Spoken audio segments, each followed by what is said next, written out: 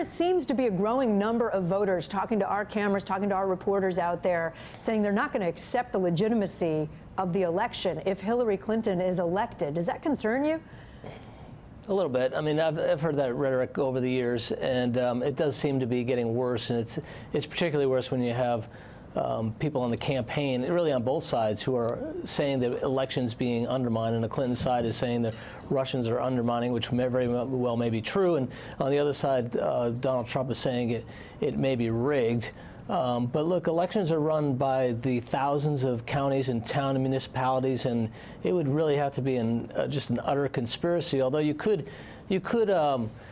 potentially, get involved in like Cuyahoga County, Ohio, something like that. But look, you got to trust to some extent the officials on the ground. So I'm not worried about the validity of the election, but it'd be a shame. But are you worried that he's riling up? It. Are you worried that Donald Trump is sort of fomenting this idea that there's going to be so much illegitimacy that people might actually not accept the results of what our democratic process is?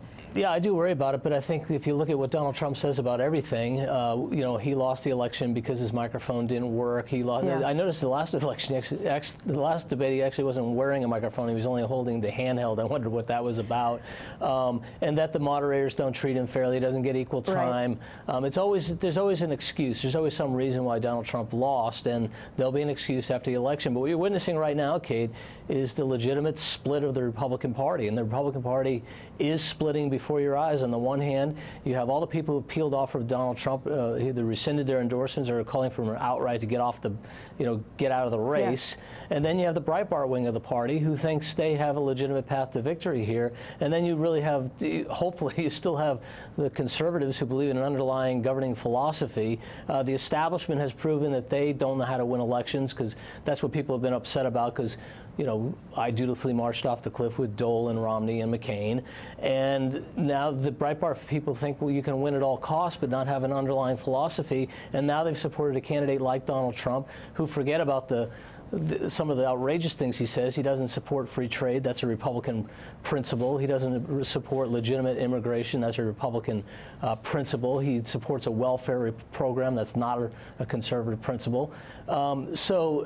We're going to just have to have a brawl after the election to figure out which wing of the party is going to win. The Breitbart wing, win at all costs, the conservative wing, which I think has an underlying governing philosophy, or are we going to go back to the establishment, which really represents the status quo? And where do evangelicals fit into that whole mix? Because this afternoon, as you saw, did you see Liberty University and what happened with Mike Pence? Our reporter called it a lukewarm reception, especially as he was talking about the tape that came out on Friday and talking about locker room banter. The young people in that audience, it's a Christian university. They didn't much like that. Yeah, and at the same time, Jerry Falwell, who's the chancellor of that university, has endorsed Donald Trump. And so, look, I question the evangelical leaders who are still on with Donald Trump, and they say, well, we have to vote for him because we're going to get Hillary Clinton instead. And some of it, quite frankly, Kate, is unchristian-like hatred toward Hillary Clinton.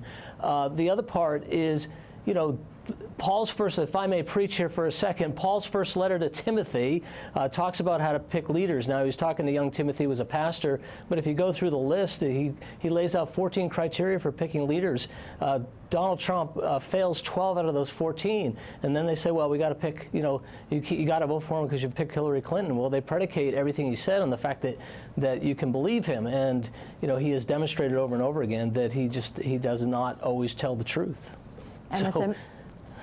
MSNBC political analyst Rick Tyler. There you are. Kate. Rick, thanks so much. Appreciate your time. All right, anytime. Coming up.